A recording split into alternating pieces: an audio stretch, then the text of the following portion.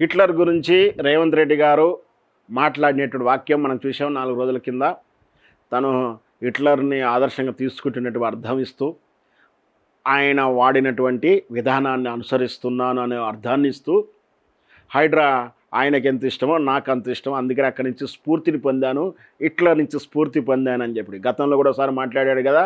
మీ తిట్లు, మీ ఆర్తనాదాలు నాకు పాటలా వినిపిస్తామని ఆనందాన్ని ఇస్తూ ఉన్నాయి, నేను ఒక సైకోనేమో ఆయనే స్పష్టంగా ప్రకటించుకున్నట్టు విధానం చూసామంటే ఎంత దుర్మార్గమైనటువంటి భావన మనకు అర్థమైపోతూ ఉంది. ఇకపోతే హిట్లర్ గురించి మనం స్పష్టంగా చెప్పాలి.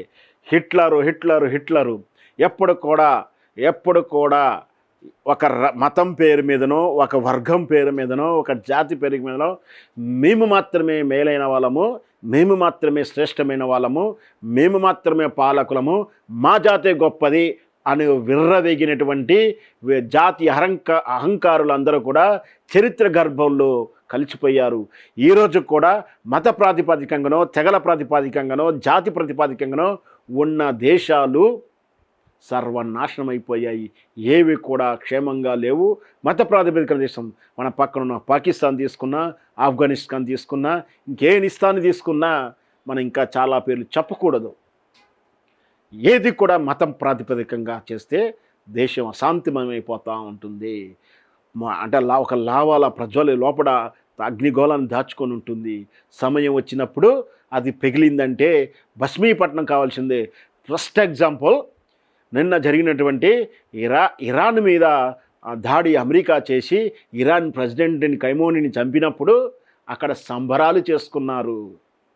ఆయన ఎవరి కోసం పోరాడాడు, ఎవరి హక్కుల కోసం అమెరికాతో వైరం కొని తెచ్చుకున్నాడు?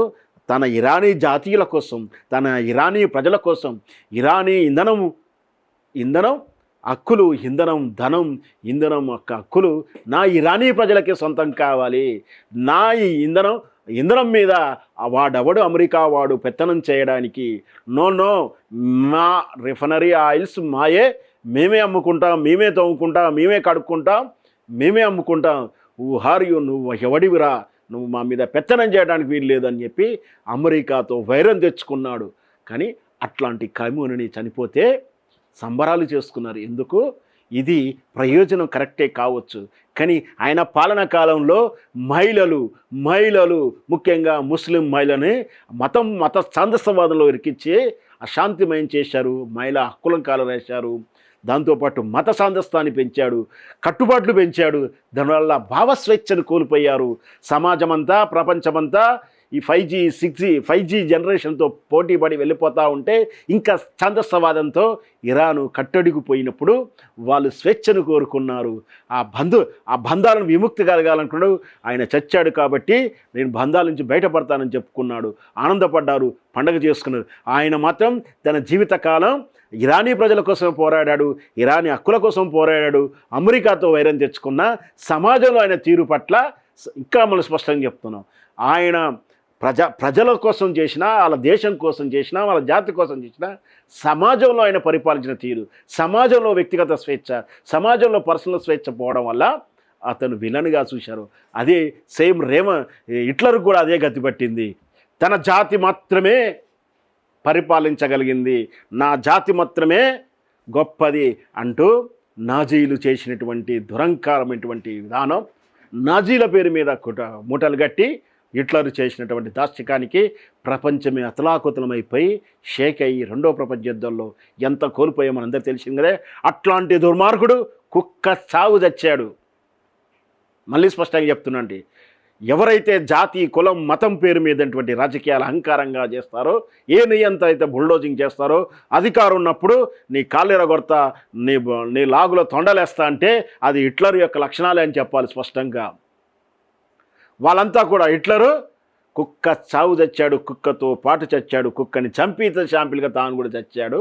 ఆ తర్వాత చరిత్రలో హిట్లర్ అనే పదం లేకుండా, చరిత్రలో హిట్లర్కి సంబంధించినటువంటి స్మారక చిహ్నాలు లేకుండా, అంటే ఈ రోజుకి కూడా జర్మనీలో హిట్లర్ పేరు మీద నగరం లేదు, వీధికి పేరు లేదు, ఒక స్టాచ్యూ లేదు. అంటే ఒక జాతి కోసం పోరాడినటువంటి వ్యక్తి ఆయన.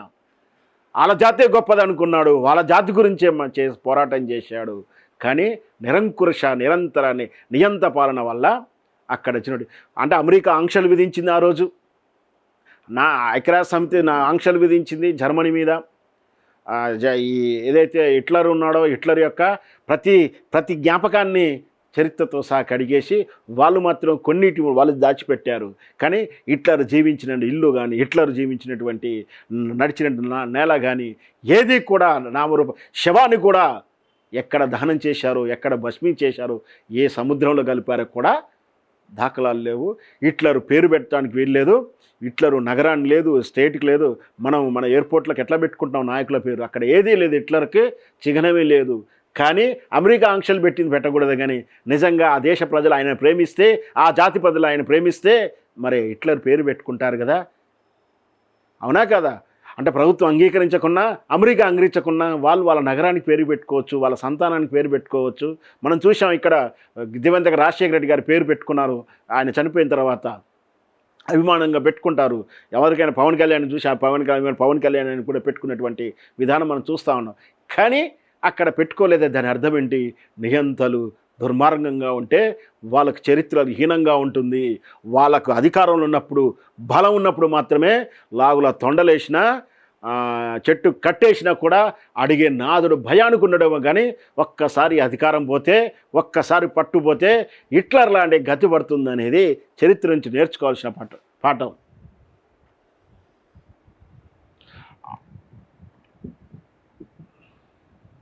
ఇది కూడా ఆర్డర్లు గుజరాత్ కట్టి పెట్టారు. మనం చెప్పామని తెలిసిందే కదా. ఇది ఎన్డీఏలో అనఫిషియల్ భాగస్వామ్య పార్టీ అని, అంతే గుజరాత్లకు ఖచ్చితంగా టెండర్లు పోతాయి. అది ఎందుకు పోయాయి మనం అడగడానికి కూడా వేయలేనటువంటి విధానం ఉంటుంది. తర్వాత కనీసం ప్రతిపక్ష హోదా కూడా రాదు. కాంగ్రెస్ పాలన చూసి కుళ్ళుతో కుమిలిపోతున్నారు.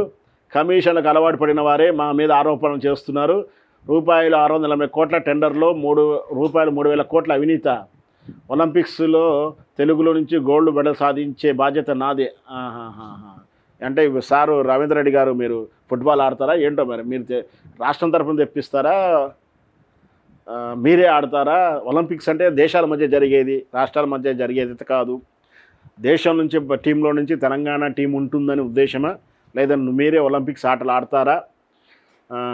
చూద్దాం. తెలంగాణ పబ్లిక్ స్కూల్ను ప్రారంభించిన సీఎం రేవంత్ రెడ్డి, దాని మీద కూడా చాలా ఆరోపణలు ఉన్నాయి. కానీ అది కార్యక్రమం మంచిది కాబట్టి దాని మీద విమర్శలు కలడానికి నేనైతే సాహసం చేయట్లేను, మనసు ఒప్పదు. ఎందుకంటే స్కూల్ విషయంలో ఒక జనరేషన్ క్రియేట్ చేసేటువంటి విషయంలో స్వార్థంతోటో అవకతవకలతోటో ఏదైనా విమర్శించడానికి అవకాశం ఉన్నప్పటికీ కూడా రేపటి తరం కోసం పునాదులు ప్రయత్నం చేస్తున్నప్పుడు దాన్ని స్వాగతించాలి. కాబట్టి లోతైన విశ్లేషణ అయితే చేయట్లేను. Hi friends, thank you for watching this video. ఈ వీడియో కనుక మీకు నచ్చినట్లయితే దయచేసి లైక్ చేయండి, షేర్ చేయండి. ముఖ్యంగా మా ఛానల్ 24/7 న్యూస్ టీవీని సబ్స్క్రైబ్ చేసుకోండి.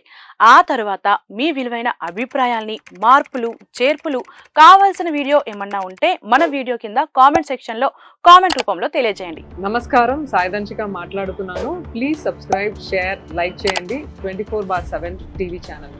హాయ్ నమస్తే, నేను మీ Sonia Akula. Please subscribe to 24/7 news TV. Hi అండి, అందరికీ నమస్తే. నేను Mankota Prasad. Please do subscribe 24/7 news TV. Political, entertainment and infotainment updates కోసం like, share, subscribe 24/7 news TV.